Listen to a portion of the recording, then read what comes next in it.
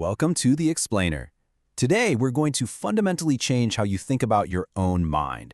Forget everything you've heard about circuits and processors, because we are about to dive into a completely new and honestly, way cooler vision of what's happening inside your head.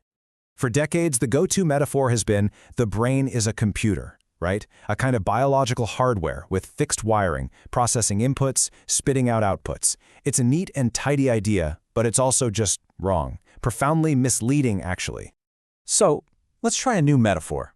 A new scientific paradigm, really. Your brain isn't a static machine that computes answers. No, it's a thermodynamic engine that generates thought. It's a living, breathing, evolving system that literally runs on energy. Okay, so here's our roadmap. First, we'll nail down what a thinking engine really is. Then, we'll see how it pulls off this incredible balancing act. And we'll explore the wild landscapes our thoughts travel across. After that, we'll get into the energy that fuels it all, how that energy shapes our emotions, and finally, how this whole process creates a mental fingerprint that is uniquely you. All right, first up, why is the engine metaphor so much better? And look, this isn't just swapping one word for another. This is a complete shift in how we understand the very nature of our minds. Think about a computer's motherboard. The connections are fixed, they're soldered in place. Your brain is nothing like that. Its function emerges from this continuous, spontaneous flow of neural activity. It's constantly rewiring itself, reconfiguring based on every single thought and experience. It's alive. So how on earth does this engine achieve its incredible flexibility without just descending into chaos? Well, the secret is this constant, delicate dance between two opposing forces. The core principle here is a concept called metastability. You can think of it as the perfect sweet spot, right on a knife's edge between total randomness and rigid, unchanging order. This is the secret sauce. It's what allows your mind to be super focused and stable when you need to be, but also creative and flexible when it's time to explore new ideas. And this slide just illustrates those two forces perfectly.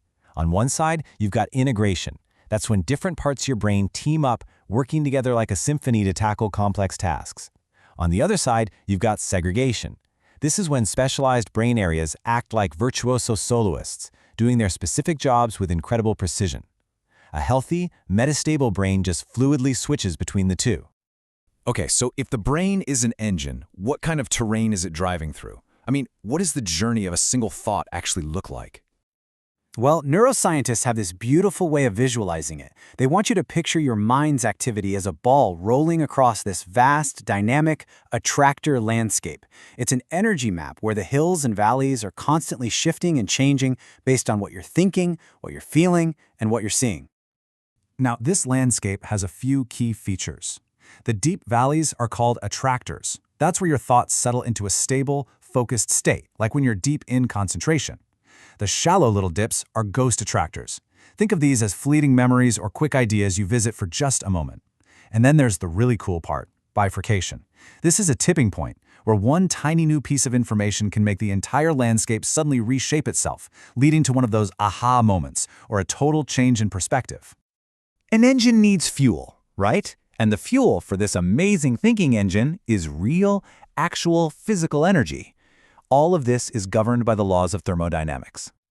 To put it simply, thinking takes work, real physical work. Every single time you focus your attention, you are spending energy to create an ordered, structured pattern of thought. You are literally pulling order out of mental chaos.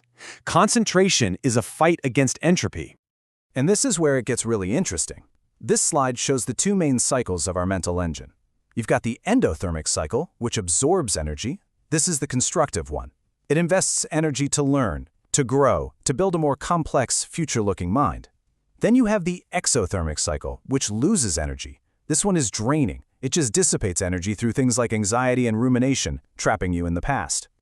Now here's a crucial point, and it's a little counterintuitive. In this model, high entropy is a good thing.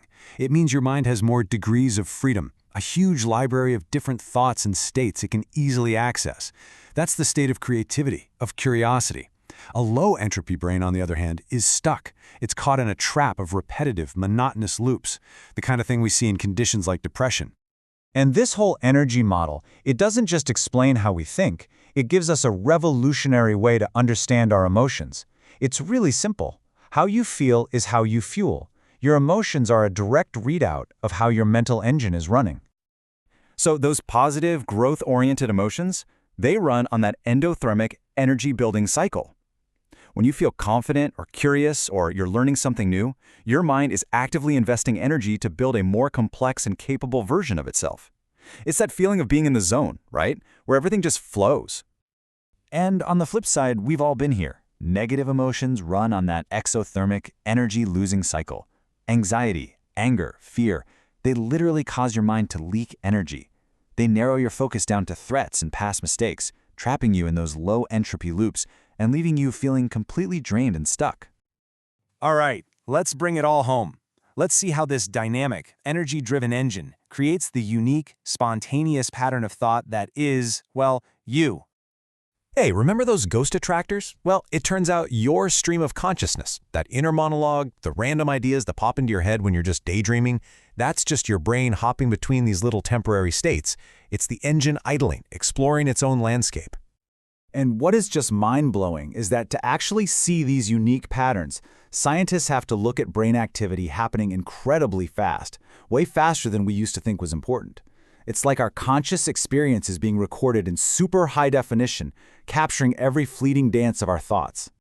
And when we analyze these incredibly fast, fleeting patterns, how often you visit certain mental states, how long you tend to stay there, we find they form a dynamic signature, a pattern of thought so distinct that it is quite literally as unique to you as your own fingerprint. And that right there is the ultimate takeaway. Your personality, your creativity, your specific way of looking at the world, it all emerges from the unique way your mental engine runs its thermodynamic cycle. Your consciousness, it's the inner movie being generated by this incredible machine. So the final question isn't about what your brain is made of, but what it can do. Knowing that your mind is this incredible engine fueled by energy and emotion, capable of building vast and complex inner worlds, what are you going to choose to build with it?